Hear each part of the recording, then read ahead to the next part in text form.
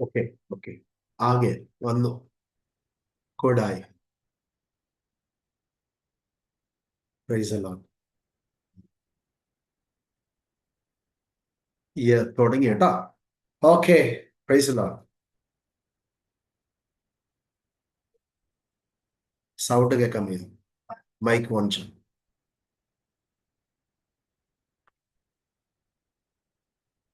Mic on ചെയ്തു.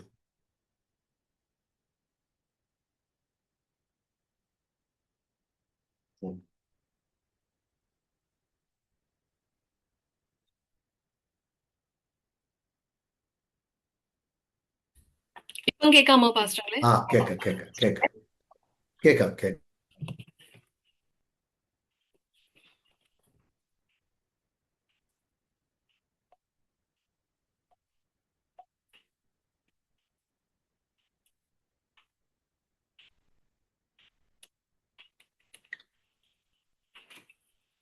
പാസ്റ്ററുടെ net പോയെന്ന് തോന്നുന്നു. ചെറിയാൻ പാസ്റ്ററുടെ ശബ്ദം കേൾക്കുന്നില്ല.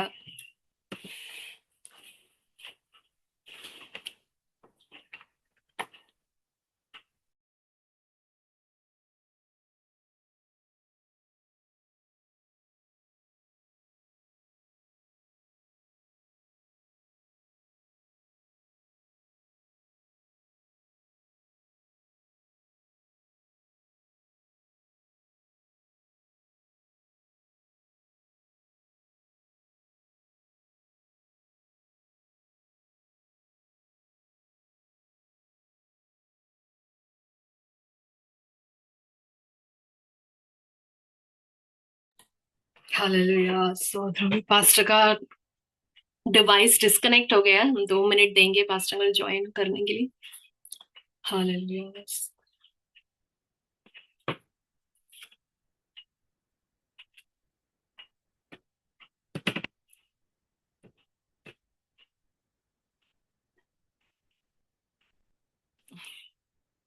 പാസ്റ്റർ മ്യൂട്ട് ആണ്, കേൾക്കുന്നില്ല ഒന്നും. അവിടെ ശരിയായപ്പോ ഇവിടെ ശരിയായി.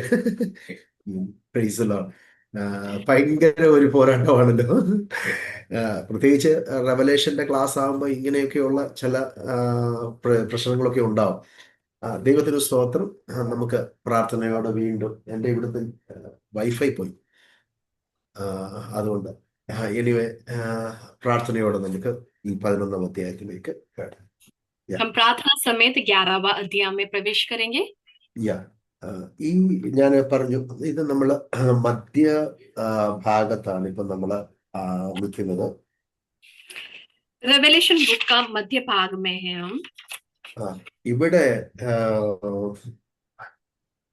ആദ്യം ഈ അധ്യായത്തെ നമ്മൾ പഠിക്കുമ്പോൾ 3 ഭാഗമായിട്ട് ഈ അധ്യായത്തെ നമുക്ക് പഠിക്കണം. 3 ഭാഗമായിട്ട് നമ്മൾ പഠിക്കും.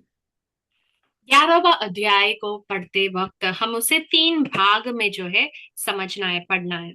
ഓക്കെ. അതിൻ്റെ 1 മുതൽ 6 വരെ നമ്മൾ 2 സാക്ഷികളോടുള്ള ബന്ധത്തിലുള്ള വിഷയമാണ് കാണുന്നത്. पहला वचन से लेके 6वां वचन तक 2 गवाहों के विषय में हम देखते हैं। അവിടെ ആ 2 സാക്ഷികൾ ആരാണ്, അവരെ പറ്റിയുള്ള ഒരു ആ ആദ്യ ഭാഗത്ത്. രണ്ടാമത് പറഞ്ഞു. ബ്രേക്ക് ആവുന്നുണ്ടേ പാസ്റ്ററിലെ ഇടയ്ക്ക്, ഓക്കെ ഡ്രോപ്പ് ആയി പോയി। पहले से लेके 6 वचन में वो साक्षी कौन है हम देखेंगे। ഓക്കെ. ഇപ്പൊ ക്ലിയർ ആണോ? ക്ലിയർ അല്ലെങ്കിൽ എന്നോട് പറയണം, ഞാൻ റിപ്പീറ്റ് ചെയ്യാവേ. हाँ ओके ഞാൻ पास्टर। ഞാൻ ഹോട്ട് സ്പോട്ട് എടുത്തിട്ട് എൻ്റെ ലാപ്ടോപ്പിലാണ് ഇങ്ങനെ ഇരിക്കുന്നത്, അതുകൊണ്ട് ചിലപ്പോൾ ഒരു ബ്രേക്കപ്പ് ആവും. ഓക്കെ. എനിവേ, രണ്ടാമത്തെ ഭാഗം 7 തൊട്ട് 10 വരെയുള്ള വാക്യത്തിന്റെ അകത്ത് ഇവര് രക്തസാക്ഷികളാകുന്നതിനെ കുറിച്ചുള്ള വിവരണം പറഞ്ഞിരിക്കുന്നു. और दूसरा भाग जो है 7वां वचन से 10वां भाग में है, और ये 2 गवाह लोग जो है ये शहीद लोग है करके हम देखते हैं। അവർ രക്തസാക്ഷികളാകുകയാണ്, അവർ മരണപ്പെടും. ओके, ये शहीद होने वाले हैं, हम देखते हैं। उसमें ये 7 से लेकर 10 तक वे शहीद हो रहा है, उनकी मृत्यु हो रहा है. ഓക്കെ. ओके। മൂന്നാമത് അതിന്റെ 11 തൊട്ട് 14 വരെയുള്ള വാക്യത്തിന്റെ അകത്ത് അവർ ഉയർത്തെഴുന്നേൽക്കുന്നതിനെ കുറിച്ചാണ് പറയുന്നത്. और तीसरा भाग जो 11 से 14 तक है, ये दो गवाह लोग जो है जी उठ रहे हम देखते हैं। ഓക്കെ. അപ്പം ഇവരെ പറ്റി നമുക്ക് ഒരു കണ്ടിന്യൂ ആയിട്ട് ആ, ഒന്ന് ആദ്യം ഒന്ന് ചിന്തിക്കാം. सबसे पहले हम इनके विषय में ध्यान देंगे, मनन करेंगे। ആ ആദ്യ ഭാഗത്ത് ഈ രണ്ട് സാക്ഷികളെ പറ്റിയുള്ള ആ സ്റ്റഡിയിൽ ആദ്യത്തെ ആ, 6 വാക്യത്തിന്റെ അകത്ത് ഈ സാക്ഷികൾ ആരാണെന്ന് ഉള്ള പഠനമാണ് നമ്മൾ ചെയ്യാൻ പോകുന്നത്. सो पहला भाग में पहला वचन से लेके छठवां वचन तक ये गवाह लोग जो है ये कौन है, इस विषय में हम अध्ययन करेंगे। ആദ്യം ഞാനിപ്പോ PPT ഇടുന്നില്ല, ബിക്കോസ് അതുകൂടെ ചെയ്തു കഴിഞ്ഞാൽ പിന്നെ നെറ്റ്വർക്കിന് പ്രശ്നം. അതുകൊണ്ട് PPT ഇല്ലാതെ നമുക്ക് ചിന്തിക്കാൻ പോവാം. അപ്പൊ ആദ്യത്തെ ആ ഭാഗത്തില് 1 മുതൽ 2 വരെയുള്ള വാക്യത്തിന്റെ അകത്ത് ആലയത്തെ അളക്കുന്നതായിട്ടാണ് നമ്മൾ കാണുന്നത്. और पहला 2 वचन में हम देखते हैं कि मंदिर को जो है, मंदिर के आंगन, मंदिर को जो है लोग माप रहे हैं। ഉം. അവിടെ ഒന്ന് വായിച്ചേ മോളൊന്ന് വായിച്ചേ, 1ഉം 2ഉം വാക്യം ഒന്ന് വായിച്ചാട്ട്. प्रकाशित वाक्य 11 अध्याय का पहला 2 वचन पढ़ रही हूँ। फिर मुझे नापने के लिए एक सरकंडा दिया गया और किसी ने कहा, उठ परमेश्वर के मंदिर और वेदी और उसमें उपासना करने वालों को नाप ले, पर मंदिर के बाहर का आंगन छोड़ दे, उसे मत नाप, क्योंकि वह अन्य जातियों को दिया गया है और वे पवित्र नगर को 42 महीने तक रौंदेंगे। ഓക്കെ. ഈ ഇത് ദേവാലയത്തെ ഇപ്പം നമുക്കറിയാം യെരുശലേമിൽ ദേവാലയമില്ല. जानते हैं कि यरूशलेम में मंदिर नहीं है। നാം ആലയത്തെ പറ്റി പഠിക്കുമ്പോൾ ആലയം ഒത്തിരി ആലയത്തെക്കുറിച്ച് ദൈവവചനത്തിൽ കൂടെ നമുക്ക് ഒരുപാട് പ്രകാശനങ്ങൾ ദൈവാത്മക തരുന്നുണ്ട്. ദേവാലയത്തെ പറ്റി പഠിക്കുമ്പോൾ ആദ്യമായിട്ട് നമ്മൾ മോശയുടെ സമാഗമന കൂടാരത്തെ പറ്റിയാണ് ആദ്യം പഠിക്കുന്നത്. और परमेश्वर के वचन में परमेश्वर के भवन के विषय में कई सारे प्रकाशन दिए गए हैं, और सबसे पहले हम मूसा के मिलाप वाले तंबू में देखते हैं। അത് 40 വർഷത്തോളം ഇസ്രായേലിന്റെ മരുഭൂമി യാത്രയിൽ ദൈവത്തിന്റെ അടുക്കിലേക്ക് വന്ന് ദൈവത്തിന് അർപ്പിക്കുവാനും ആരാധിക്കുവാനുമായിട്ടുള്ള ദൈവത്തിൻ്റെതായിട്ടുള്ള ആ സാക്ഷ്യ കൂടാരത്തിലേക്ക് അവർ വരുവാൻ ദൈവം മോശയോട് പറയുന്നു. അങ്ങനെ സാക്ഷ്യ കൂടാരം ഉണ്ടാക്കുന്നു. അവര് ദൈവത്തെ ആ 40 വർഷത്തോളം മരുഭൂമിയിൽ കൂടാരമടിച്ചപ്പോൾ ആ കൂടാരത്തിന്റെ മധ്യത്തിൽ ആലയം പണിത്, സമാഗമന കൂടാരം പണിത് അവിടെയായിരുന്നു ദൈവത്തെ ആരാധിച്ചുകൊണ്ടിരുന്നത്. हम देखते हैं कि इस्राएल लोग मिस्र से जब बाहर आके 40 वर्ष तक मरुभूमि में होकर गुजरते वक्त परमेश्वर ने उन्हें जो है मिलाप वाले तंबू में आने की अनुमति देकर वहां पर जो है अर्पण, आराधना और आराधना सब जो है वहां पर होता रहा। ആമേൻ. അങ്ങനെ മോശയുടെ സമാഗമന കൂടാരത്തെ പറ്റി നമ്മൾ പുറപ്പാട് പുസ്തകം മുതൽ കണ്ടിന്യൂ പഠിക്കുന്നുണ്ട്. और उस समान हम मिलाप वाले तंबू के विषय में जो है निर्गमन की किताब में जो है हम देख सकते हैं। അങ്ങനെ ദാവൂദ് രാജാവിന്റെ സമയം വരെ ദൈവം കൂടാരത്തിൽ അല്ലെങ്കിൽ സമാഗമന കൂടാരത്തിലുള്ള ആരാധനയാണ് നമ്മൾ കാണുന്നത്. और हम देखते हैं निर्गमन से लेके दाऊद के समय तक जो है मिलाप वाले तंबू में जो है अर्पण, आराधना होते आया। അപ്പം ദാവീദിന് ഒരു ആഗ്രഹം, ദൈവം കൂടാരത്തിലാണ്, അപ്പോൾ ദൈവത്തിന് ചിരസ്ഥായി ആയിരിക്കുന്ന ഒരു ആലയം പണിയുവാനുള്ള ആഗ്രഹം വന്നു. തന്നെ കൊണ്ട് അത് ചെയ്യിപ്പിച്ചില്ല. തൻ്റെ പുത്രനായ ശലോമോനെ കൊണ്ട് ദൈവം ആലയം പണിയിച്ചു. അത് രാജാക്കന്മാരുടെ പുസ്തകത്തിന്റെ നമ്മൾ കാണുന്നു. അത് സോളമൻ ടെമ്പിൾ ആണ്. ശലോമോൻ പണിത ആലയം രണ്ടാമതായി നമ്മൾ കാണുന്നു. और फिर हम देखते हैं कि दाऊद के समय में दाऊद राजा के मन में एक इच्छा आता है कि परमेश्वर के लिए जो है एक मंदिर बनाना है। तो वो दाऊद से नहीं, दाऊद के पुत्र सुलेमान राजा से परमेश्वर ने जो है सुलेमान का मंदिर, सोलोमन्स टेम्पल जो है बनवाई। ആ ആ ആലയത്തെ പറ്റി രാജാക്കന്മാരുടെ പുസ്തകങ്ങളിലെല്ലാം നമ്മൾ വായിക്കുകയാണ്. പക്ഷേ സിദക്കിയാവിന്റെ സമയമായപ്പോൾ യഹോയാക്കീം ആൻഡ് സിദ്ദിഖിയ, ഈ മൂന്ന് രാജാക്കന്മാരുടെ സമയം 586 BC നെബൂഖദ്നേസർ വന്നിട്ട് ആ ആലയം പൂർണ്ണമായി നശിപ്പിച്ചു. നശിപ്പിക്കപ്പെട്ട ആലയം പിന്നുള്ള 70 വർഷം ശൂന്യമായി കിടക്കുകയായിരുന്നു. പാസ്റ്റർ അങ്കിൾ അതൊന്നുകൂടെ പറയേണ്ടി വരും. ആ അയ്യ ശലോമോനാൽ നിർമ്മിക്കപ്പെട്ട ആലയം നശിക്കപ്പെട്ടു. അത് നബുക്കദ്നേസർ രാജാവ്, ബാബിലോണിയ രാജാവ് 586 BC അത് പൂർണ്ണമായി നശിപ്പിച്ചു. അത് യഹോയാക്കീനും സിദ്ദിഖിയ രാജാക്കന്മാരുടെ സമയത്താണ് ആ ആലയത്തിന്റെ നശീകരണം ഉണ്ടായത്. രാജാമാരുടെ പേര് പറയണ്ട, അങ്ങ് പറഞ്ഞു. ओके, सुलेमान राजा ने जो मंदिर बनाया वो 586 BC, उस समय जो है बेबीलोन का राजा नेबुकदनेस्सर आकर वो सुलेमान का मंदिर जो है नाश कर दिया।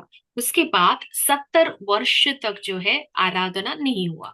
അങ്ങനെ ജെറുസലേമിൽ നിന്ന് ജനം ബാബിലോണിൽ എക്സൈലായിട്ട് പോയപ്പോൾ ബന്ദികളെ കോരശിന്റെ സമയത്ത് മോചിപ്പിക്കുന്നു 70 വർഷം കഴിഞ്ഞിട്ട്.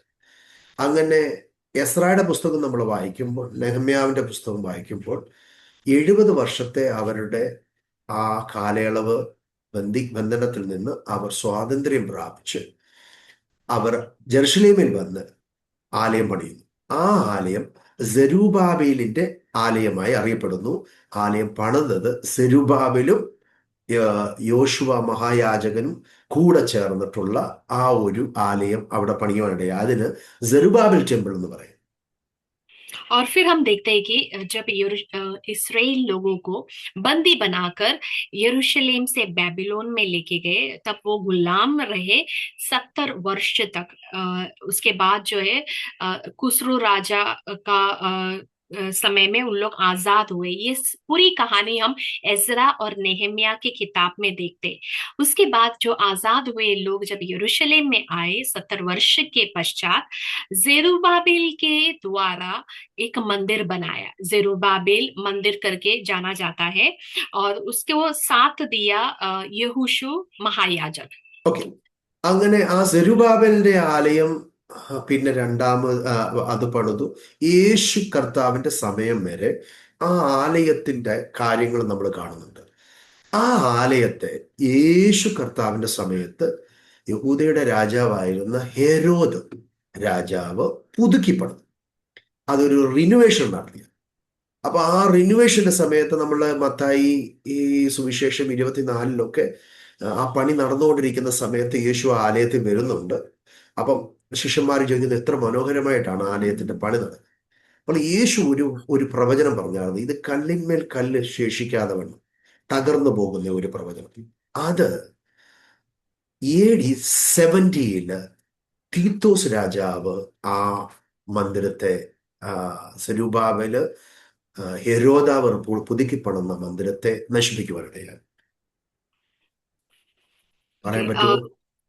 നോക്കട്ടെ പാസ്റ്റങ്ങൾ, എന്തെങ്കിലും മിസ്സായ പറയണം, എന്നെ ഓർമ്മിപ്പിക്കണം. जेरुब्बाबेल और यहोश ने मिलकर बनाया हुआ जेरुब्बाबेल का जो टेम्पल है वो टेम्पल यीशु मसीह के समय तक था। फिर हम देखते हैं कि यीशु मसीह के समय में हेरोदा राजा, यहूदियों का राजा हेरोद, उसने जो है वो मंदिर को रेनोवेशन किया। उस रेनोवेशन के समय में यीशु मसीह उस जेरुब्बाबेल मंदिर में आते हैं। वो मत्ती का सुसमाचार 24 अध्याय में हम देखते हैं कि यीशु मसीह के शिष्य लोग कहते हैं कि ये मनोहर बनाया है, अच्छा बनाया है। तो यीशु मसीह वहां पर एक भविष्यवाणी करते कि ये जो मंदिर है वो पत्थर पर पत्थर जो है बना नहीं रहेगा, नाश हो जाएगा करके। फिर हम उसके बाद देखते कि AD 70 पे 70 पे जो है तीतुस राजा जो है वो मंदिर को नाश करता है। ആ അങ്ങനെ ആ ഹെരോദിനാൽ പുതുക്കപ്പെട്ട ആലയം നശിക്കപ്പെട്ട് ഇന്നും കിടക്കുകയാണ്. ഇതുവരെ ആ, യെരുശലേമിൽ ഇപ്പോൾ ദേവാലയം ഇല്ല. അവർക്ക് ആലയമില്ല. അന്നു മുതൽ അവർക്ക് യാഗങ്ങൾ നടന്നിട്ടില്ല. അവർക്ക് സിനഗോഗുകളുണ്ട്, പക്ഷെ അവരുടെ आराधന ആലയം ഇപ്പോഴും അവർക്കില്ല. और हम देखते हैं कि जो हेरोद राजा ने रेनोवेट किया हुआ जेरुब्बाबिल का वो मंदिर जो तीतुस राजा ने नाश किया, वो अभी तक वैसे ही पड़ा है। मतलब यरूशलेम में अभी मंदिर नहीं है, वहां पर आराधना नहीं होता है। और यरूशलेम में या फिर इसराइल में जो है सिनोगोग है, लेकिन आराधना या बलिदान जो है वो अभी तक उसके बाद हुआ नहीं है। സിനഗോഗ് അവർക്ക് കൂടി വരുവാൻ, അവർക്ക് ദൈവവചനം പഠിക്കാനും ആരാധിക്കാനും കൂടി വരാൻ വേണ്ടി മാത്രമുള്ള ഒരു ഫെലോഷിപ്പിന്റെ സ്ഥലമാണ് നമ്മുടെ ചർച്ച് പോലെ. പക്ഷെ യാഗമർപ്പിക്കുവാനുള്ള ജെറുസലേം മന്ദിര് ഇപ്പോഴില്ല. അവർക്ക് യാഗം അർപ്പിക്കുവാൻ കഴിയാത്ത ഒരു അവസ്ഥയിലാണ് ഇപ്പോഴും. सो सिनोगोग का अर्थ है कि ये लोग जो है यहूदी लोग एक साथ मिलकर आते हैं, वहां पर संगति होता है हमारे चर्च के समान, वहां पर वचन का अध्ययन होता है। लेकिन आराधना या फिर बलिदान जो चढ़ाते हैं उस समय के बाद से अभी तक हुआ नहीं है। ക്യൂക്കി അവിടെ കാരണം ആലയമില്ല.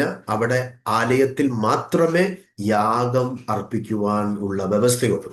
അപ്പോൾ ഇസ്രായേലിന്റെ ഏറ്റവും വലിയ ആഗ്രഹം, അവിടെ അതിപ്രധാനമായിട്ടുള്ള ആഗ്രഹം എന്താണെന്ന് ചോദിച്ചാൽ അവർക്ക് എത്രയും പെട്ടെന്ന് അവർക്ക് ആലയം വേണം. और आराधना या फिर बलिदान इसलिए नहीं हुआ क्योंकि वहां पर कलीसिया नहीं है, वहां पर मंदिर नहीं है। सॉरी, वहां पर मंदिर नहीं है। यरूशलेम में जो है मंदिर में ही बलिदान करते हैं, और क्योंकि वहां पर मंदिर नहीं है इसलिए अभी तक उसके बाद वहां पर बलिदान हुआ नहीं है। और इस्राएली लोगों का एक बहुत बड़ा इच्छा ये है कि उन्हें जल्द से जल्द एक मंदिर चाहिए ताकि वो सैक्रिफाइस या बलिदान कर सके। അതിനുള്ള ക്രമീകരണങ്ങളെല്ലാം തന്നെ അവര് തയ്യാറാക്കിയിരിക്കുന്നു. എത്രയും പെട്ടെന്ന് മന്ദിരം അവിടെ പണിയണം. അവിടെ ആ ദൈവിക വ്യവസ്ഥ പ്രകാരമുള്ള ആരാധന നടക്കണമെന്നുള്ള ആഗ്രഹമാണ്. അതിനുള്ള സകല ക്രമീകരണങ്ങളും തയ്യാറാക്കി അവരിങ്ങനെ അതിനുള്ള പെർമിഷന് വേണ്ടി, അത് നടത്താൻ ഒരാള് മുൻകിട്ട് അതിനുള്ള പെർമിഷൻ കിട്ടുമ്പോൾ അവരോടം തന്നെ അത് പണിയുവാനായിട്ട് തയ്യാറാണ്. तो यहूदी लोग जो है आराधना शुरू करने के लिए, मंदिर का काम शुरू करने के लिए सब तैयारी कर चुके हैं। जल्द से जल्द व्यवस्था के अनुसार उन्हें जो है बलिदान चढ़ाने के लिए एक मंदिर बनाने की आग्रह है, और उसका परमिशन जैसे ही उन्हें मिल जाएगा वो मंदिर का काम वो शुरू करेंगे। ഓക്കെ. ഇന്ന് ജാതികൾ അല്ലെങ്കിൽ മുസ്ലിം കൺട്രീസിലെ മോസ്ക് അവിടെ നിൽക്കുന്നു. അവിടെ അവര് അവരുടെ ആലയത്തിന് വേണ്ടി വളരെ ക്യൂരിയോസിറ്റിയിൽ, വളരെ ആഗ്രഹത്തോടെ തയ്യാറായിരിക്കുക. അപ്പോൾ ആ ആലയം അല്ലെങ്കിൽ ഇനിയും പണിയപ്പെടാൻ പോകുന്ന ആലയം, അവരെ സഹായിക്കാൻ പോകുന്ന വ്യക്തിയാണ് എതിർ ക്രിസ്തു. और हम देखते हैं कि उस राज्य में अभी जो है मुस्लिम्स का मॉस्क है, लेकिन बलिदान चढ़ाने का मंदिर नहीं है। और इस नया मंदिर को बनाने में मदद करने वाला व्यक्ति है विरोधी मसीह।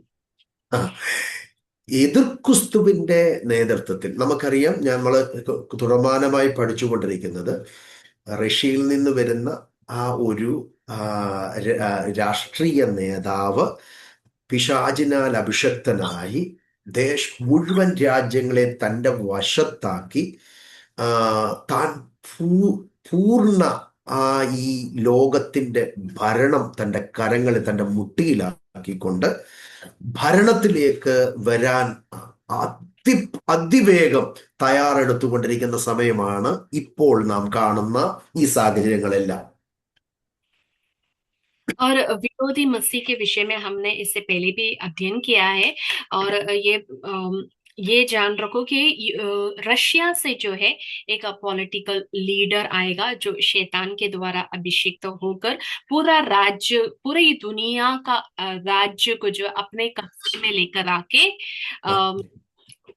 कब्जे में लेकर आके मंदिर का काम के Yeah. लिए सहायता നെ करेगा। ആ ആ ആ എതിർ ക്രിസ്തു ഈവൻ ഇസ്രായേലിനെയും യു എസിനെയും വഞ്ചിച്ചുകൊണ്ട് രക്ഷകനായി പ്രത്യക്ഷപ്പെട്ട് അവർക്ക് അവരുടെ ഏറ്റവും അതിപ്രധാനമായ ആഗ്രഹമായിരിക്കുന്ന ആലയത്തിന്റെ നിർമ്മാണത്തിനുള്ള സകല കാര്യങ്ങളും ചെയ്തു കൊടുത്ത് അവനാൽ ആ ആലയം അവർ പണിയപ്പെടുവാൻ, അല്ലെങ്കിൽ ആ ആലയം അവിടെ പണിയപ്പെടുവാനായിട്ട് ഇടയാകും. और हम देखते हैं कि वचन के द्वारा इसराइल राष्ट्र और यूएस राष्ट्र, इन दोनों राष्ट्र को धोखा देते हुए विरोधी मसीह जो है मंदिर के काम के लिए जो कुछ भी सहायता चाहिए वो सब कुछ इसराइल लोगों को देकर मंदिर बनाने में सहायता करेगा और मंदिर का काम जो है वैसा पूरा होगा। ഓക്കെ, ഒരു വചനം വായിക്കണം. ആ, ആ, യോഹന്നാന്റെ സുവിശേഷം 5-ാം അധ്യായത്തിന്റെ 30 ഒരു മിനിറ്റ് 5-ാം അധ്യായത്തിലേക്ക് വന്ന് യോഹന്നാന്റെ സുവിശേഷം 5-ാം അധ്യായത്തിൽ യേശു കർത്താവ് ഒരു പ്രവചനം പോലെ 43-ാമത്തെ വാക്യം ഒന്ന് വായിച്ചിട്ട്. യാ मैं अपने पिता, ആ सॉरी, यूहन्ना यूहन्ना या 5 का 43 5:43, मैं अपने पिता के नाम से आया हूँ और ഉം, तुम मुझे ग्रहण नहीं करते। ആ यदि अन्य कोई आप ही नाम से आए तो उसे ग्रहण कर लोगे। ആ ഇവിടെ യേശു ഒരു പ്രവചനമാണ്. ആ അവർക്ക് വേണ്ടി വന്ന രക്ഷകനെ അവർ കൈക്കൊണ്ടില്ല.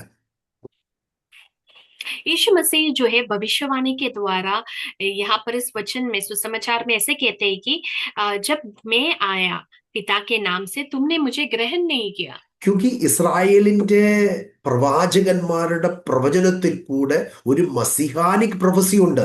മസിഹ വരും, അവരെ രക്ഷിക്കും. അവരുടെ രക്ഷകനായി വരുന്ന മസിഹായുടെ തയ്യാറിലാണ്, ആ ഇന്തിസാറിലാണ് ഈ ഇസ്രായേൽ ജനം മുഴുവനായി ഇപ്പോൾ ഇരിക്കുന്നത്.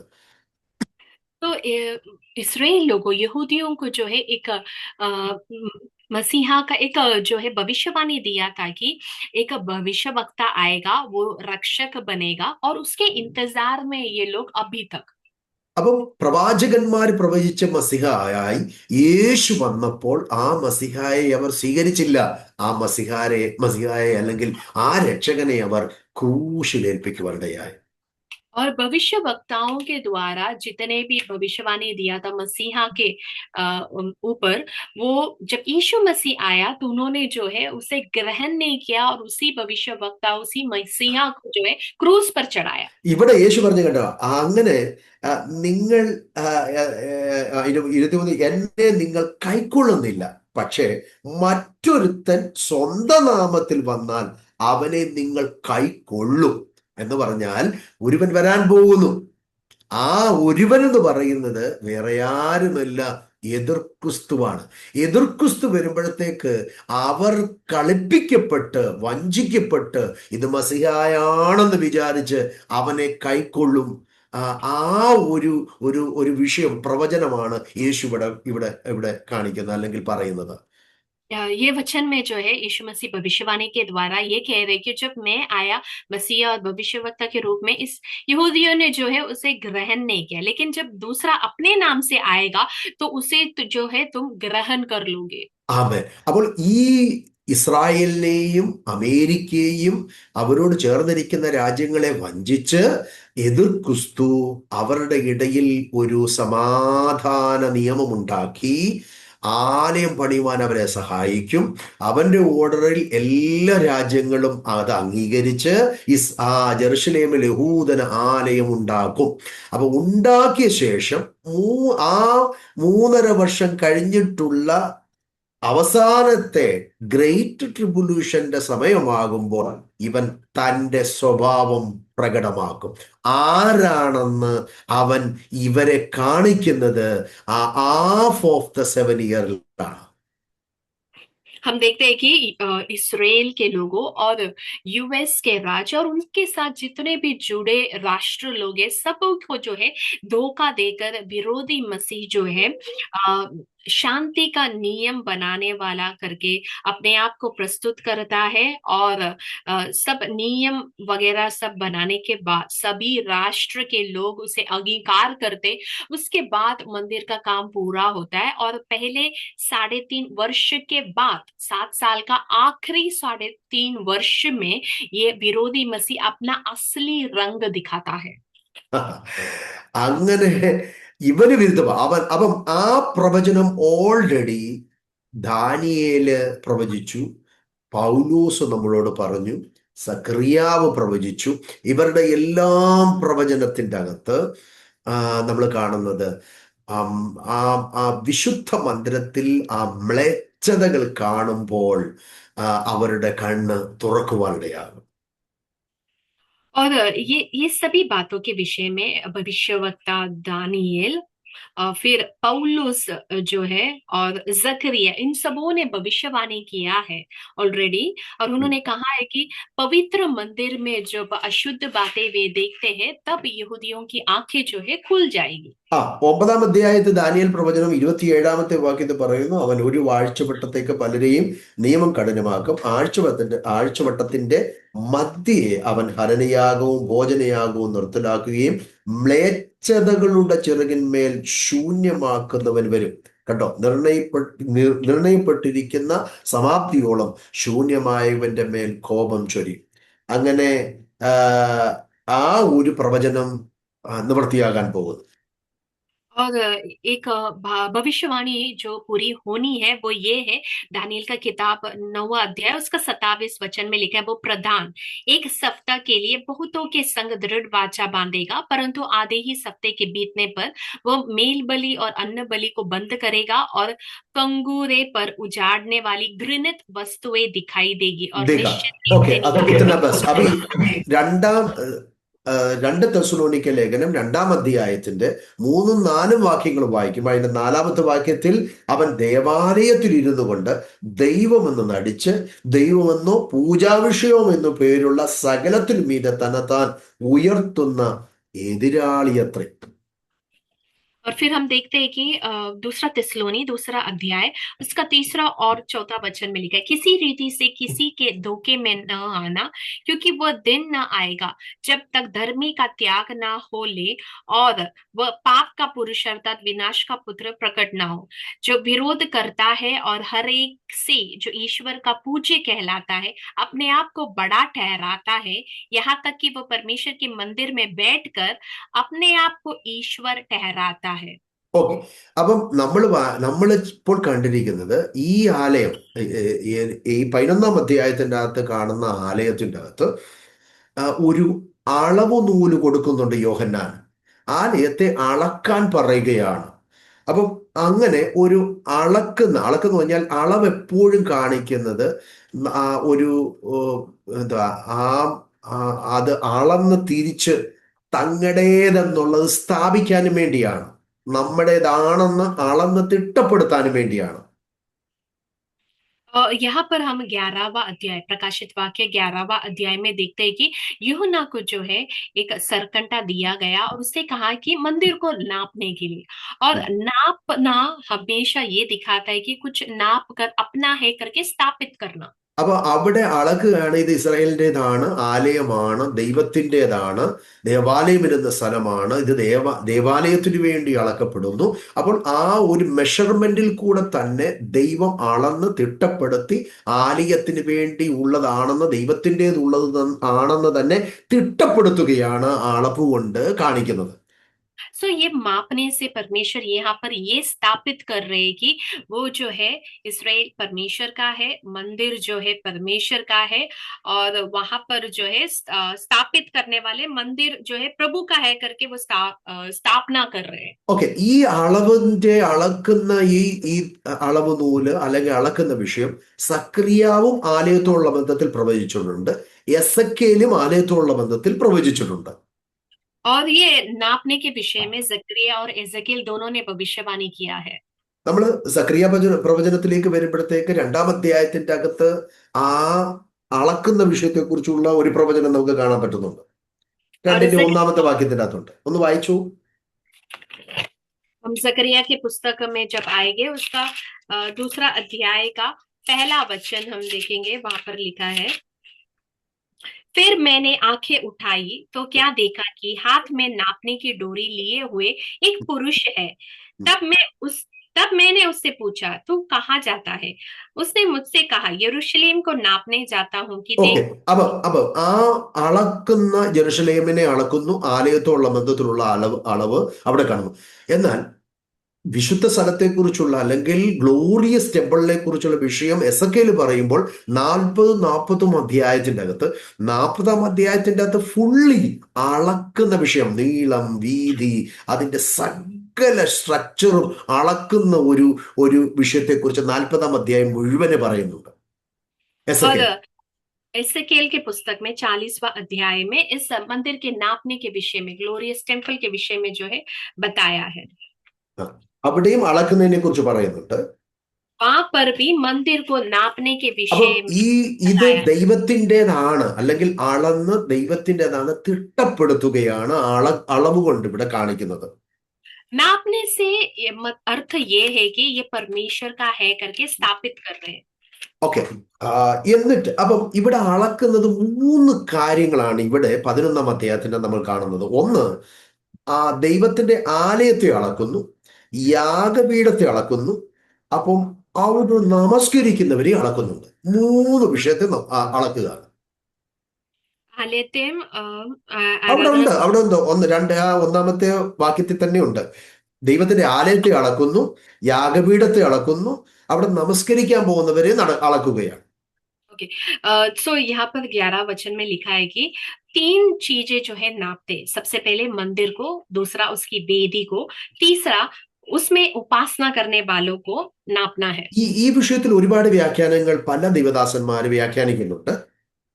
और इस विषय में कई प्रकार की व्याख्यान परमेश्वर के दासों के द्वारा मिलता है। ഇന്നത്തെ പുതിയൊരു വ്യാഖ്യാനം എന്നൊക്കെ പറഞ്ഞു കഴിഞ്ഞാൽ വ്യാഖ്യാനിക്കുന്നത് അത് സഭയോടുള്ള ബന്ധത്തിൽ, നമ്മളോടുള്ള ബന്ധത്തിലുള്ള വ്യാഖ്യാനം വ്യാഖ്യാനിക്കുന്ന ഒത്തിരി പാസ്റ്റേഴ്സ് ഉണ്ട്. और बहुत सारे पासवान लोग हैं जो इस जो वचन को जो है व्याख्यान करते, कलीसिया को रखकर जो है व्याख्यान करते। ഇത് ദൈവത്തിന്റെ ആലയം എന്ന് പറയുന്നത് ഇന്നത്തെ ചർച്ചാണ്. ആ ചർച്ചിനെ ദൈവം അളന്നുകൊണ്ടിരിക്കുകയാണ്. मतलब कि ये मंदिर जो है कलीसिया है, चर्च है, और चर्च को परमेश्वर नाप रहा है। യാഗപീഠം എന്ന് പറയുന്നത് നമ്മുടെ ആരാധനയാണ്, അതും ദൈവം അളക്കുന്നുണ്ട്. और वेदी मतलब हमारा आराधना है, वो അതിൽ भी നമസ്കരിക്കുന്നത് ഓരോ വ്യക്തികളാണ്, ഇൻഡിവിജ്വൽ ആയിരിക്കുന്ന വ്യക്തികളെ ദൈവം അളക്കുകയാണ്. और फिर उपासना करने वाले लोग जो है हर एक लोग है जिसे परमेश्वर नाप रहे हैं। അത് അതിന്റെ വ്യാഖ്യാനം എങ്ങനെയാണെന്ന് എനിക്കറിയത്തില്ല. ഇത് യോഹന്നാൻ അളക്കാൻ പറ്റുമോ ഇന്നത്തെ ആലയത്തെ, അല്ലെങ്കിൽ വിശ്വാസികളെ, യാഗപീഠത്തെ? ഒന്നുമല്ല. ഇത് ശരിക്കും പറഞ്ഞാൽ നടക്കാൻ ആലയത്തോടുള്ള ബന്ധത്തിലുള്ള വിഷയമാണ്. ഓക്കെ. ഇത് ഒരു സ്പിരിച്വലായിട്ട് മോട്ടിവേറ്റ് ചെയ്യാനായിട്ട് ഇങ്ങനെയുള്ള വ്യാഖ്യാനങ്ങൾ നമുക്ക് ചെയ്യാൻ പറ്റും. ഓക്കെ. പക്ഷേ ഇതിൻ്റെ അകത്തെ റിയൽ ആയിട്ടുള്ള അർത്ഥം ആലയത്തോടുള്ള ബന്ധത്തിലുള്ള വിഷയമാണ് ഇവിടെ പറയുന്നത്. ഇത് ഞാനോ നിങ്ങളോ നമ്മുടെ ആരാധനയോ അല്ലെങ്കിൽ ചർച്ച്, ഇന്നത്തെ ക്രിസ്തു സഭയോ ഒന്നുമല്ല. ഇത് യെരുശലേം എന്ന് പറയുന്ന ആലയത്തിന്റെ വിഷയത്തോടുള്ള ബന്ധത്തിലുള്ള ആ അളവിനെ കുറിച്ചാണ് ഇവിടെ വ്യാഖ്യാനം അല്ലെങ്കിൽ പറഞ്ഞിരിക്കുന്നത്. सो इसका मापने का असली अर्थ ना आप हो, ना मैं हो, कलीसिया नहीं है और हमारा आराधना नहीं है, बल्कि यरूशलेम में जो मंदिर था उसके नापने के विषय में जो है यहाँ पर यूहन्ना को दर्शन दिया है। ഓക്കെ. ഓക്കെ. അപ്പം ഇവിടെ ഈ ജെറുസലേം അല്ലെങ്കിൽ വിശുദ്ധ നഗരം എന്ന് പറഞ്ഞ ആ വിഷയം ഇവിടെ പറയുമ്പോഴത്തേക്ക്, ആ വിശുദ്ധ നഗരം എന്ന് പറയുന്നത് യെരുശലേം തന്നെയാണ്. पवित्र नगर जो यहाँ पर बताया गया है वो यरूशलेम ही है। അവിടെ ഇസ്രായേലിനോ ജെറുസലേമോ ഒന്നും കൊടുത്തിട്ടില്ല. വിശുദ്ധ നഗരത്തെ ആണ് ഇവിടെ കാണിച്ചിരിക്കുന്നത്. അപ്പം അതുകൊണ്ടൊക്കെയാണ് വ്യാഖ്യാനം അങ്ങനെയൊക്കെ പോകുന്നത്. ഓക്കെ. ഈ വിശുദ്ധ നഗരത്തെ നമ്മൾ പല നെഹമ്യാവിൻ്റെ അകത്ത് വായിക്കുമ്പോഴും എസക്കേലിൻ്റെ അകത്ത് വായിക്കുമ്പോഴും ഒക്കെ, ഈവൻ ദാനിയലിൻ്റെ അകത്ത് വായിക്കുമ്പോഴും ഒക്കെ നമുക്ക് കാണാൻ പറ്റുന്നത് ആ വിശുദ്ധ നഗരം ജെറുസലേമിനോടുള്ള ബന്ധത്തിൽ തന്നെയാണ് സംസാരിക്കുന്നത്. और क्योंकि ये पवित्र नगर यरूशलेम करके लिखा नहीं, इसके लिए अलग प्रकार की जो व्याख्यान हम देखते हैं। लेकिन अगर हम नेहम्या के पुस्तक में इजरा, एजेकिएल और दानियल की पुस्तक में देखेंगे तो पवित्र नगर जो है यरूशलेम है करके हम देखते हैं। ഓക്കെ. അപ്പം അതിൻ്റെ അകത്ത് ഒരു വേറെ ഒരു വേറിട്ട് ചിന്തിക്കേണ്ട ഒരു കാര്യവുമില്ല. അത് ജെറുസലേം നഗരത്തെ തന്നെയാണ് കാണിക്കുന്നത് വിശുദ്ധ നഗരമായിട്ട്. और हम अलग व्याख्यान में ध्यान देने की जरूरत नहीं, पवित्र नगर का अर्थ यरूशलेम ഇപ്പം നമ്മൾ ही।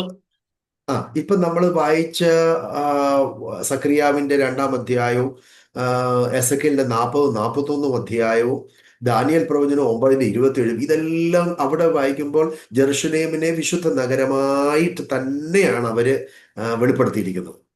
और जकरिया 2 अध्याय का पहला वचन और एसेकिएल 40 और 41, ये 2 अध्याय, और दानियल 9 का 27, ये सब पढ़ते वक्त हम देखते हैं कि पवित्र नगर जो है वो यरूशलेम ही है।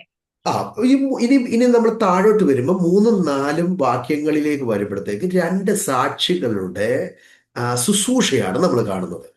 और हम आगे की ओर बढ़ते वक्त 11 अध्याय का 3 और 4 वचन में आते वक्त 2 गवाहों का जो है सेवकाई देखते അപ്പൊ हैं। ഇവരാരാണെന്നുള്ള പഠിപ്പീര് ഒത്തിരി ദൈവദാസന്മാര് പഠിപ്പിച്ചുകൊണ്ടിരിക്കുകയാണ്. ഇവരാരാണ്, और हम देख ഇവരാരായിരിക്കാം.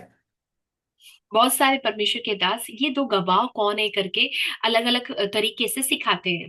അപ്പം അവിടെ കണ്ട 3-ാമത്തെ വാക്യം, അന്ന് ഞാൻ എൻ്റെ 2 സാക്ഷികൾക്ക് വരം നൽകും, അവർ രട്ടുടുത്തുകൊണ്ട് 1160 ദിവസം പ്രവചിക്കും.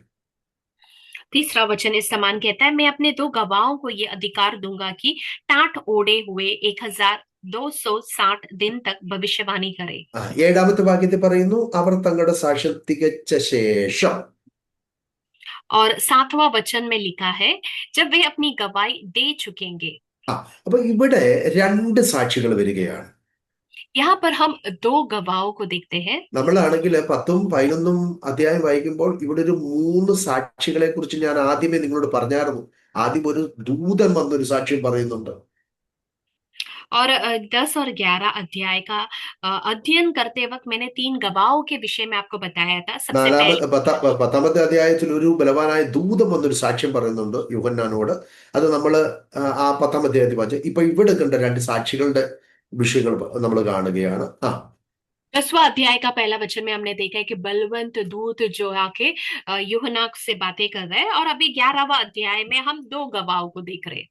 അപ്പോൾ തന്നെ 15-18 വരെയുള്ള വാക്യത്തിന്റെ അകത്ത് വേറൊരു സാക്ഷ്യം സ്വർഗത്തിൽ നിന്ന് കേൾക്കുന്നതായിട്ടും ഒരു മഹാഘോഷം നമ്മൾ കേൾക്കുന്നുണ്ട്. അങ്ങനെ 3 തലത്തിലുള്ള സാക്ഷികളാണ്. ഓക്കെ, അപ്പൊ ഈ 2 സാക്ഷികൾ ആരാണെന്ന് നമുക്കൊന്ന് ചെറുതായിട്ട് ചിന്തിക്കാൻ പോവാണ്. 15 से 18 में हम एक और गवाह के विषय में देखेंगे, लेकिन सबसे पहले हम 3 और 4 वचन में दिया हुआ 2 गवाह कौन है ये देखेंगे। ഒന്നാമത്തെ വ്യാഖ്യാനം, ഇന്ന് പൊതുവെയുള്ള വ്യാഖ്യാനത്തിൽ ഒന്നാമത്തെ വ്യാഖ്യാനം ഇതാണ്, ഈ 2 സാക്ഷികൾ. और आजकल जो ये व्याख्यान है उसमें से सबसे पहला व्याख्यान ये है। ഒരു കൂട്ടർ ഇങ്ങനെ പറയുന്നുണ്ട്, ഈ ഇത് ഹാനോക്കും ഏലിയാവുമായിരിക്കാമെന്നാണ്. और एक ग्रुप ऐसा कहते हैं कि ये आनोक और एलिया हो सकता है। അത് വ്യാഖ്യാനം പറയുന്നതിന്റെ കാരണം എന്ന് പറഞ്ഞാൽ ഈ ഹാനോക്കും ഏലിയാവും മരണം കാണാതെ എടുക്കപ്പെട്ടവരാണ്. और वजह इसलिए क्योंकि ये दोनों व्यक्ति जो है मृत्यु देखा नहीं है। അപ്പം അതുകൊണ്ട് ഈ ഭൂമിയിൽ ജനിക്കുന്നവർക്കൊക്കെ ഒരു മരണമുണ്ട്. അപ്പം അവർ മരിക്കണം. അപ്പം ഈ 2 സാക്ഷികൾ ഇവിടെ വന്നുമ്പോൾ കൊല്ലപ്പെടുന്നുമുണ്ട്, അവർ മരിക്കപ്പെടുന്നുമുണ്ട്, ആന്റിക്രൈസ്റ്റ് അവരെ കൊല്ലുന്നുണ്ട്. അപ്പം അവരുടെ വ്യാഖ്യാനത്തിൽ അവർ വ്യാഖ്യാനിക്കുന്നത് ഹാനോക്കും ഏലിയാവുമായിരിക്കും, അവരിവിടെ വരും, അവർ മരിക്കും, പിന്നെ അവർ ഉയർത്തെഴുന്നേൽക്കും. അങ്ങനെ ഒരു വ്യാഖ്യാനം പറയുന്നുണ്ട്.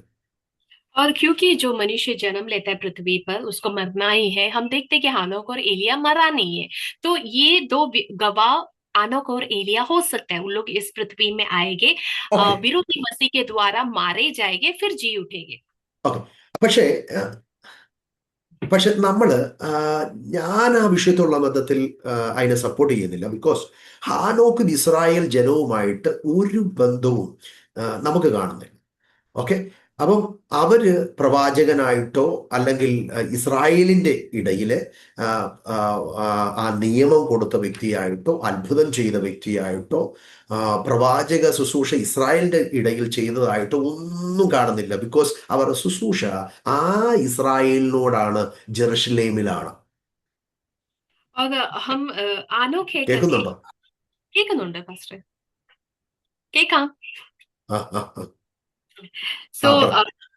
हानो के करके मैं इन गवाह, दो गवाहों में से एक व्यक्ति हानो के करके मैं विश्वास नहीं करता। वो इसलिए क्योंकि हानो का जो है इसराइलियों के साथ कोई संबंध नहीं, ना ही उसने नियम दिया, ना ही वहां पर अद्भुत कार्य किए या कोई भविष्यवाणी का काम इसराइल में किया है. ആ, രണ്ടാമത് ഈ രണ്ട് സാക്ഷികൾ മരിക്കുന്നുണ്ടെങ്കിലും അവരെ അടക്കുന്നില്ല. और दूसरा वजह ये है कि ये दोनों जो गवाह है वो അവർ മണ്ണിനോട് മണ്ണ് गवाह, ചേരുന്നുമില്ല. അവർ മണ്ണിനോട് മണ്ണ് ചേരുന്നില്ല. ആ ये दोनों गवाह जो है मृत्यु होता है लेकिन उनको दफनाते नहीं है, मिट्टी के साथ नहीं मिलते. ആ ഓരോ 2-3 ദിവസം കഴിയുന്നുണ്ടെങ്കിൽ അവർ ഉയർത്തെഴുന്നേറ്റ് പോവുകയാണ്. और फिर 3 दिन के बाद ये लोग जी उठ के जो है लोग चले जाते हैं. അപ്പം ആ വിഷയത്തോടുള്ള മരണത്തോടുള്ള വിഷയത്തോടാണെങ്കിൽ തന്നെ നമുക്ക് അതിനെയും അംഗീകരിക്കാൻ പറ്റുന്നില്ല. मृत्यु के विषय के साथ है तो भी ये जो है स्थापित नहीं होता है ആ कि ये. ആനോക്ക് ഇവര് ചെയ്ത പോലുള്ള ഒരു ശുശ്രൂഷകളും തന്റെ ജീവിതത്തിന്റെ അടുത്ത് ചെയ്തതായിട്ടുള്ള ബൈബിൾ വെളിപ്പാടുകൾ നമ്മൾ കാണുന്നുമില്ല. और ये ऐसी कोई भी सेवकाई हनोक ने किया करके हम पवित्र शास्त्र में स्थापित नहीं करते. രണ്ടാമത്തെ വ്യാഖ്യാനം ഇത് മോശയും ഏലിയാവും ആണെന്നുള്ളതാണ്. और दूसरा व्याख्यान ये है कि ये दो गवाह मूसा और एलिया हो सकता है. ആ ഇതിന് ഒരുപാട് വ്യാഖ്യാനങ്ങളുണ്ട്. ഒത്തിരി ബിബ്ലിക്കൽ സ്കോളേഴ്സിനെ സപ്പോർട്ട് ചെയ്യുന്നുണ്ട്. और बहुत सारे बिब्लिकल स्कॉलर ये जो थियोरी को सपोर्ट करते हैं.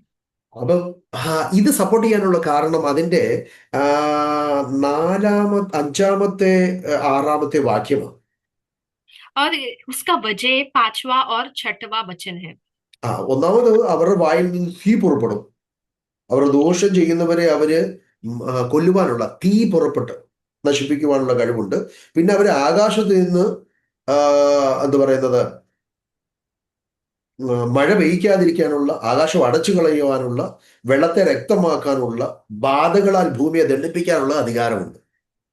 और हम देखते हैं कि वैसा यकीन करने, मूसा और एलिया करके यकीन करने का वजह सबसे पहला ये है क्योंकि उनके मुंह से जो है आग निकल कर लोगों को, बैरियों को जो है भस्म करती है करके लिखा है. फिर लिखा है कि उनके पास ये अधिकार दिया गया था कि वो आकाश को बंद करे, मेघ को न बरसाए, और पानी पर जो है उनको अधिकार दिया उसे लहू बहाने के लिए और പിന്നെ विपत्ति ബാധ. आने के लिए. ഇത് രണ്ടുപേരും ചെയ്തതാ. ഏലിയാവും ചെയ്തു, മോശയും ചെയ്തതാണ്. और ये सारी बातें जो है दोनों व्यक्तियों ने, मूसा ने भी किया है, एलिया ने भी किया. ഇതിനെ കൂടുതലായിട്ട് സപ്പോർട്ട് ചെയ്യാനുള്ള കാരണം മോശ ന്യായപ്രമാണത്തിന്റെ പ്രതിനിധിയാണ്, ഏലിയാവ് പ്രവാചക പ്രതിനിധിയായിട്ട് നിൽക്കുകയാണ്. और इन्हें सपोर्ट करने का एक और वजह ये है कि मूसा जो है व्यवस्था को रिप्रेजेंट करता है और एलिया एलिया എന്തൊക്കെ പാസ്റ്റർ? പ്രവാചകനെ അല്ലെങ്കിൽ ഗണത്തെ, और പ്രവചനത്തെ. और एलिया जो है भविष्यवक्ताओं के समूह को जो है रिप्रेजेंट करता है. ഓക്കെ. भविष्यवाणी ഭവിഷ്യവാണി. അപ്പം രണ്ടാമത്തെ കാര്യം, ഇവർ രണ്ടുപേരും ഇതേ അത്ഭുതം അവരുടെ ശുശ്രൂഷ ചെയ്തിട്ടുമുണ്ട്. और तीसरा बात ये है, तीसरा कारण ये है कि ये दोनों गवाह लोग ने जो है अपने काल में ये सारी सेवकाई किया है. പിന്നെ വേറെ ഒരു കാര്യം, യേശുവിന്റെ മറുരൂപമലയിൽ ഇവർ രണ്ടുമാണ് പ്രത്യക്ഷപ്പെട്ടത്. और एक वजह है माउंट ऑफ ट्रांसफिगरेशन में ये दोनों भी व्यक्ति जो है प्रकट भी हुआ है यीशु के पास. ആക്ച്വലി ഇസ്രായേലിനുള്ള ബന്ധത്തിലുള്ള 3 റെപ്രസെന്റേഷൻ ആണ് മറുരൂപമലയിൽ നമ്മൾ കാണുന്നത്. इसराइल के संबंधित 3 प्रकार की रिप्रेजेंटेशन हम माउंट ऑफ ट्रांसफिगरेशन में देखते हैं. അവരുടെ 3 വിശേഷമായ അതിപ്രധാനമായിട്ടുള്ള 3 വിഷയത്തെയാണ് ഈ 3 പേര് റെപ്രസെന്റ് ചെയ്യുന്നത് തന്നെ. और उनका जो खास 3 बातें ये लोग वहां पर रिप्रेजेंट करते हैं. ഒന്ന്, മോശയിൽ കൂടെ അവർക്ക് കിട്ടിയ ന്യായപ്രമാണം, അതിനെ റെപ്രസെന്റ് ചെയ്ത് മോശ വന്നിരിക്കുകയാണ്. सबसे पहला उन्हें व्यवस्था जो मिला है वो उसे प्रतिदिन प्रतिनिधित्व करने के लिए मूसा आया है। പിന്നെ അവരുടെ ഭവിഷ്യവാണികളാണ്, അവരുടെ പ്രവാചകന്മാരാണ്, അവരുടെ പ്രവചനങ്ങളാണ് അതിനെ പ്രസന്റ് ചെയ്തുകൊണ്ട് താണ്ട് ഇതാ ഏലിയാവ് വന്നിരിക്കും. और भविष्यवाणी को रिप्रेजेंट करते हुए एलिया आए। അപ്പോൾ ഒരു പുതിയ നിയമത്തെ, ന്യൂ കവനന്റിന്റെ ഉടമയായ, മധ്യസ്ഥനായ, അല്ലെങ്കിൽ മസിഹായായ യേശുവിന്റെ റെപ്രസെന്റേഷൻ നമ്മൾ അവിടെ ആ മരുഭൂമി മലയിൽ കാണുകയാണ്. और तीसरा हम नए नियम का वाचा कवेनेंट को जो है मसीहा के रूप में यीशु मसीह को भी वहां पर देखते അപ്പം हैं। അതുകൊണ്ട് ഏറ്റവും കൂടുതൽ വ്യാഖ്യാനിക്കുന്നവര് ഏലിയാവിനെയും മോശയെയും വ്യാഖ്യാനിക്കുന്നു. ബിക്കോസ് അവരായിരിക്കാം ഇതുപോലുള്ള ഒരുപാട് വിഷയങ്ങൾ ഉള്ളത് കൊണ്ട്. और ऐसे इन कारणों के वजह से बहुत सारे स्कॉलर्स कहते हैं कि ये दो गवाह मूसा और एलिया ही हो सकता है। പിന്നെ ഇത് ആരാണേലും ഏലിയാവാകും. ഏലിയ മോശ അല്ലേലും ഹാനോക്ക് അല്ലേലും ഒരാള് ഏലിയാവാണെന്ന് വ്യാഖ്യാനിക്കുന്നവരുണ്ട്. और ऐसे बहुत सारे लोग हैं जो ये भी कहते हैं कि हानोक है या मूसा है हमें पता नहीं, लेकिन एलिया तो पक्का है। ക്യൂങ്കി മലാക്കി പ്രവചനത്തിന്റെ അകത്ത്, മലാക്കി 4-ന്റെ 5-ഉം 6-ന്റെ അകത്ത് ഒരു പ്രവചനമുണ്ട്. മലാക്കി 4-ന്റെ 5 എന്നതില് 5, 6. और मलाकी में 4 अध्याय का 5 और 6 में एक भविष्यवाणी है। അതൊന്ന് വായിച്ചു, പെട്ടെന്നൊന്ന് വായിച്ചു. हम पढ़ेंगे। जिसको मिला है वो पढ़ सकता है. देखो, यहोवा के उस बड़े और भयानक दिन के आने से पहले मैं तुम्हारे पास एलिया नबी को भेजूंगा। वो माता पिता के मन को उनके पुत्रों की ओर और पुत्रों के मन को उनके माता पिता की ओर फेरेगा। ऐसा ना हो कि मैं आकर पृथ्वी को सत्यानाश करूं। ഒരു പാപ്പേ. അപ്പം പ്രവചനം ഉള്ളത് കൊണ്ട് ഏലിയാവ് വരും. അപ്പൊ और യേശു പ്രവചനം ഉള്ളത് കൊണ്ട് ഏലിയാവായിരിക്കാം. ഏലിയാവ് വന്നേ പറ്റത്തുള്ളൂ. इस भविष्यवाणी के कारण लोग जो है स्थापित करते हैं, ये पक्का कहते हैं कि उनमें से एक गवाह एलिया तो है। അപ്പൊ അതിനെ കൗണ്ടർ ചെയ്യുന്ന ഒരാൾ ഒരു വ്യാഖ്യാനികൾ പറയുക, അത് ഏലിയാവ് ഓൾറെഡി വന്നല്ലോ. ഏലിയാവ് ആരായിരുന്നു? യോഹന്നാൻ, സ്നാപക യോഹന്നാനായിരുന്നു. और कुछ ऐसे भी लोग हैं जो कहते हैं कि एलिया तो ऑलरेडी आ चुका है। उनका कहने का मतलब है यूहन्ना बपतिस्मा जो देता था वो यूहन्ना ऑलरेडी आ चुका है। മത്തായി 17 നമ്മൾ ബാക്കി താഴോട്ട് വായിക്കുമ്പോഴത്തേക്ക് യേശു യോഹന്നാനെ കുറിച്ചൊക്കെ പറയുമ്പോഴത്തേക്ക്, അല്ലെങ്കിൽ യോഹന്നാനെ പറ്റി പറയുമ്പോഴത്തേക്ക് ഏലിയാവിന്റെ ആത്മാവോടുകൂടെ വന്നവൻ. അപ്പോൾ ഏലിയാവ് വന്നു. അപ്പൊ ഏലിയാവായിരുന്നു അല്ലെങ്കിൽ ആ യോഹന്നാൻ സ്ഥാപകൻ ഏലിയാവായിട്ട് വ്യാഖ്യാനിക്കുകയാണ്. और क्योंकि यीशु मसीह ने कहा कि यूहन्ना बपतिस्मा जो है एलिया की आत्मा में आ रहा है, इसलिए कई लोग ये कहते हैं कि एलिया ऑलरेडी आ चुका है जो यूहन्ना बपतिस्मा के रूप में। അപ്പം അത് യൂഹന്നാനാണല്ലോ എന്ന് പറയും. അപ്പൊ പക്ഷെ യൂഹന്നാൻ പറയുന്നുണ്ട് ഞാൻ ഏലിയാവല്ലെന്ന്. സ്നാപക യോഹന്നാൻ പറയുന്നുണ്ട് ഞാൻ ഏലിയാവല്ല. लेकिन हम वचन के द्वारा ये भी देखते हैं कि यूहन्ना बपतिस्मा जो है वो कहता है कि मैं एलिया नहीं हूँ। യോഹന്നാന്റെ സുവിശേഷം 1:25 പറയുകയാണ്, നീ ക്രിസ്തു അല്ല, ഏലിയാവും അല്ല, ആ പ്രവാചകമല്ല എന്ന് വരികിൽ നീ ഏത് അറിയണ്ട. അപ്പൊ ആരാണെന്ന് അവർ ചോദിക്കുകയാണ്. സൻഹെദ്രീനിൽ നിന്ന് ആൾക്കാർ വന്നിട്ട് ചോദിക്കുകയാണ്. और हम यूहन्ना का सुसमाचार में उसका 21 വായിച്ചോളെ. 21 उसका पहला अध्याय का 21वां वचन में सिन्हेद्रिन लोग जो है यूहन्ना से पूछे, तब उन्होंने उससे पूछा तो फिर कौन है, क्या तू एलिया है? उसने कहा मैं नहीं हूँ। तो क्या तू भविष्यवक्ता है? उसने उत्तर दिया नहीं। നോ പറയുക എല്ലാത്തിൻ്റെ അകത്തും. അപ്പൊ ഏലിയാവല്ലെന്ന് പുള്ളി തന്നെ അങ്ങ് സമ്മതിക്കുകയാണ്. और हर विषय में वो नो कह रहे हैं। इसका मतलब यूहन्ना खुद कह रहा है कि मैं एलिया नहीं हूँ। യേശു കർത്താവ് പറയുകയാണ്. അപ്പം ശിഷ്യന്മാര് ചോദിക്കുന്നുണ്ട്, ഏലിയാവ് വരുമെന്ന് പറയുന്നത് ശരിയാണോ? അത് ചോദിക്കുമ്പോഴത്തേക്ക് യേശു അവരെ പറയും ഏലിയാവ് വന്നു കഴിഞ്ഞു. മനസ്സിലായി? യേശു അവരെ പഠിപ്പിക്കുന്നുണ്ട് ഏലിയാവ് വന്നു കഴിഞ്ഞു. शिष्य पूछते हैं कि क्या एलिया आने वाला है? तो यीशु मसीह उन्हें सिखाते हुए कहते हैं कि एलिया आ चुका है। 17-ാം അധ്യായത്തിന്റെ അകത്ത് നമ്മൾ വായിക്കുമ്പോഴത്തേക്ക് യേശു, സമയം നമ്മുടെ കഴിഞ്ഞു, ഒരു 2 മിനിറ്റൂടെ പറഞ്ഞു. പാസ്റ്റർ ഒന്നുകൂടെ പറയാമോ? ഞാൻ മറന്നുപോയി. യേശുവിനോട് ശിഷ്യന്മാർ ചോദിക്കുന്നുണ്ട് ഏലിയാവ് വരും എല്ലാം സ്ഥാപിക്കും, കാര്യങ്ങളെല്ലാം പറയുന്നതിനിടയിൽ ശിഷ്യന്മാർ അവനോട്, എന്നാൽ ഏലിയാവ് മുമ്പേ വരേണ്ടത് എന്ന് ശാസ്ത്രീയമായി പറയുന്നത് എന്താ എന്ന് ചോദിച്ചു. ശിഷ്യന്മാർ ചോദിക്കുകയാണ് മറുരൂപ മലയിൽ നിന്ന് ഇറങ്ങി വരുമ്പോഴത്തേക്ക്. അപ്പൊ അവർ ഏലിയാവിനെ കണ്ടില്ലേ, അപ്പൊ പറയുകയാണ് ഇനി വരുമല്ലോ ആ ഒരു ക്വസ്റ്റ്യൻ. അപ്പൊ യേശുവിനോട് ചോദിക്കുന്നതിന് യേശു എന്താ മറുപടി പറയുന്നത് അറിയാമോ? और शिष्य लोग जो है यीशु मसीह से पूछते हैं कि क्या एलिया आने वाला है, तो यीशु मसीह ऐसा जवाब देते हैं, ഈ മറുരൂപ മലയിൽ ഏലിയാവിനെ കണ്ടിരിക്കുകയാണ് അവര്. क्योंकि अ, अम, രൂപാന്തര പകരം. रूपांतर पहाड़ में जो है एलिया को ये लोग देख चुके हैं। അപ്പൊ അവർക്ക് ഒരു കൺഫ്യൂഷൻ ഉണ്ടായ, ഇനി ചിലപ്പം ഏലിയാവ് വരുമായിരിക്കും, ഓൾറെഡി പ്രവചനമുണ്ട്, അപ്പൊ ഏലിയാവ് വരും. तो चेलों को लगा कि क्योंकि ऑलरेडी भविष्यवाणी किया है तो एलिया आएगा। അതായത് യേശു എന്താ പറയുന്നത് അറിയാമോ? यीशु मसीह ने कहा, അതിന് അവൻ, ഏലിയാവ് വന്നു സകലവും യഥാസ്ഥാനപ്പെടുത്തും സത്യം, എന്നാൽ ഏലിയാവ് വന്നു കഴിഞ്ഞു എന്ന് ഞാൻ നിങ്ങളോട് പറയുന്നു. കേട്ടോ, और यीशु मसीह 11ാമത്തെ വാക്യം. यीशु मसीह उनसे कहता है, मत्ती का सुसमाचार 17 अध्याय उसका 11वां वचन, ആ एलिया अवश्य आएगा और सब कुछ सुधारेगा। ആ എന്നിട്ട് താഴോട്ട് പറയുമ്പോഴത്തേക്ക് ഞാൻ നിങ്ങളോ, എങ്കിലും അവർ അവനെ അറിഞ്ഞുകൊള്ളാതെ തങ്ങൾക്ക് തോന്നിയതെല്ലാം അവനോട് ചെയ്തു, ആവണ്ണം മനുഷ്യപുത്രനും ആ, ആ, അവരാൽ കഷ്ടപ്പെടുവാനുണ്ട് എന്ന് ഉത്തരം പറഞ്ഞു. കേട്ടോ, परंतु അവരെന്താ വിചാരിച്ചത്? അത് യോഹന്നാൻ സ്നാപനെ പറ്റിയാണെന്നാ ഗ്രഹിച്ചു എന്നാ. കണ്ടോ, അവരെന്ത് ചെയ്തു? അവർ യോഹന്നാൻ സ്നാപനെ കുറിച്ച് തങ്ങളോട് പറഞ്ഞു എന്ന് ശിഷ്യന്മാർ ഗ്രഹിച്ചു. യേശു അങ്ങനല്ല പറഞ്ഞത്.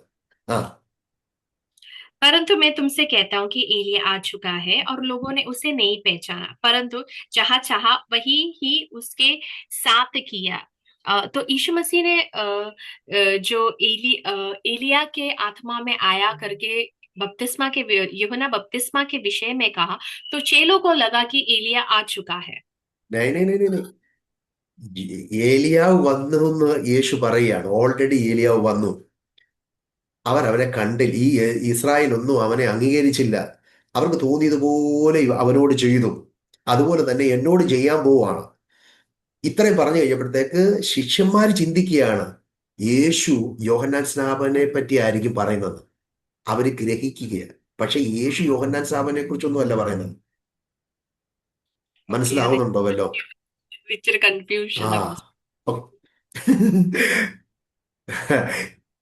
इधर यीशु मसीह उन लोगों को ये बता रहा है, एलिया तो आ गया है, एलिया आया और इस्राएल के लोग उनके साथ अपने मनमानी किया, उनको मार डाला। वैसा ही मेरे जीवन में भी वो लोग करने जा रहा है। यीशु बोल रहा मुझे भी मार डालेगा। ये बात बोलने के टाइम में चेले लोगों को मिसअंडरस्टैंडिंग हो गया। वो लोग सोचा यीशु यूहन्ना बपतिस्मा वाला के बारे में बोल रहा है, क्योंकि यूहन्ना बपतिस्मा वाले को मार दिया था। लेकिन यीशु यूहन्ना बपतिस्मा वाले के बारे में नहीं बोला। फिर किसके बारे में बोला? ആയിനി പറ. എന്നാൽ യേശു ആരെ പറ്റിയായിരിക്കും ഈ പറഞ്ഞത്? ഏലിയാവ് വന്നു എന്ന്. तो यीशु मसीह ने किसके विषय में ये बताया कि एलिया आ चुका है? യേശു പറഞ്ഞത്, ഏലിയാവ് കഴിഞ്ഞ് ഒരുപാട് പ്രവാചകന്മാരെ ദൈവം ഈ ജനത്തിന്റെ മുമ്പിലേക്ക് അയച്ചു. यीशु ने बताया कि एलिया के पश्चात बहुत सारे भविष्यवक्ताओं को इन लोगों के बीच में भेजा गया। അവരുടെ മനസ്സിനെ ദൈവത്തിലേക്ക് അടുപ്പിക്കുവാൻ, उनके मन, ദൈവഹിതത്തിലേക്ക് അടുപ്പിക്കുവാനായി അനേക പ്രവാചകന്മാരെ അയച്ചു. यहूदियों के मन को परमेश्वर की ओर फेरने के लिए बहुत सारे भविष्यवक्ताओं को भेजा। ലേക്കിൻ അവരുടെ വാക്കുകൾ അനുസരിച്ചില്ല, പ്രവാചകന്മാരെ കൊന്നുകളഞ്ഞു. लेकिन उन्होंने जो है नबियों का बात नहीं सुना और बल्कि नबियों को मार डाला। ഏലിയാവിന്റെ പ്രവചനം അല്ലെങ്കിൽ ഏലിയാമാരുടെ അവരുടെ പ്രവചനങ്ങൾ, ശുശ്രൂഷകൾ മനുഷ്യനെ ദൈവത്തിലേക്ക് അടുപ്പിക്കുന്നതായിരുന്നു. और ഓരോ പ്രവാചകനിലും ഏലിയാവുണ്ടായിരുന്നു. हर അവർ एक കൊന്നുകളഞ്ഞ ഓരോ പ്രവാചകന്മാരിലും ഏലിയാവിന്റെ ശുശ്രൂഷ ഉണ്ടായിരുന്നു എന്നാണ് യേശു അവിടെ പഠിപ്പിക്കുന്നത്. यीशु मसीह का कहने का अर्थ ये है कि हर एक भविष्यवक्ता में एलिया था। उसका मतलब ये हर एक भविष्यवक्ताओं का सेवक आए एलिया के समान है, जिसका अर्थ ये है कि माता पिता का मन जो है पुत्रों का मन जो है माता पिता की ओर फेरना है। लेकिन हम हाँ, देखते हैं कि इस्राएल लोगों ने उन सभी नबियों को जो है मार डाला। ആമേൻ. അതുകൊണ്ട് സക്രിയാവ് യോഹന്നാൻ സ്നാപകനെ പറ്റി പ്രവചിക്കുമ്പോൾ, തന്റെ പിതാവ് പ്രവചിക്കുമ്പോൾ, എലിയാവിന്റെ ശുശ്രൂഷയാണ് യോഹന്നാൻ സ്നാപകനും ചെയ്തത്. കണ്ടോ?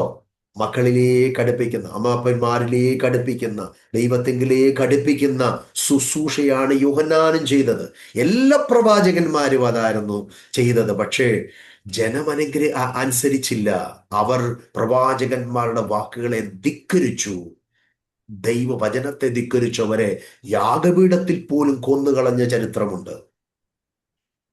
और हम देखते हैं कि जकरिया के द्वारा योना के विषय में जो भी भविष्यवाणी हुआ, वो ये था कि यूहन्ना बपतिस्मा जो है एलिया की आत्मा के द्वारा आएगा, वो सेवकाई करेगा। जो सेवकाई बोला गया है कि माता पिता की और पुत्रों को जो है उनके माता पिता के मन को पुत्रों की ओर कर देगा और परमेश्वर के लोगों का मन परमेश्वर की ओर फेर देंगे। लेकिन हम देखते हैं कि ये सेवकाई सारे भविष्यवक्ताओं का था, फिर भी इसराइल लोगों ने उनकी न सुनी। उन्होंने भविष्यवक्ताओं की बातों को त्याग दिया, परमेश्वर के वचन को त्याग दिया, भविष्यवक्ताओं को मार डाला, वेदी पर भी हत्या किया करके इतिहास कहता है। ഓക്കെ, ഇത്രയും മനസ്സിലിരിക്കെ രണ്ടാമത് ആരായിരിക്കുമെന്നുള്ളത് അടുത്ത ആഴ്ച നമുക്ക് ചിന്തിക്കാം. इतना हम मन में रखें और बाकी का हम जो है अगला सप्ताह देखेंगे। ദൈവം നമ്മളെ സഹായിക്കട്ടെ. വീണ്ടും തുടർമാനമായിട്ട് ഈ വചനങ്ങളൊക്കെ ഒന്ന് വായിക്കുകയും പഠിക്കുകയും ചെയ്യുക. ദൈവം നമ്മളെ സഹായിക്കട്ടെ.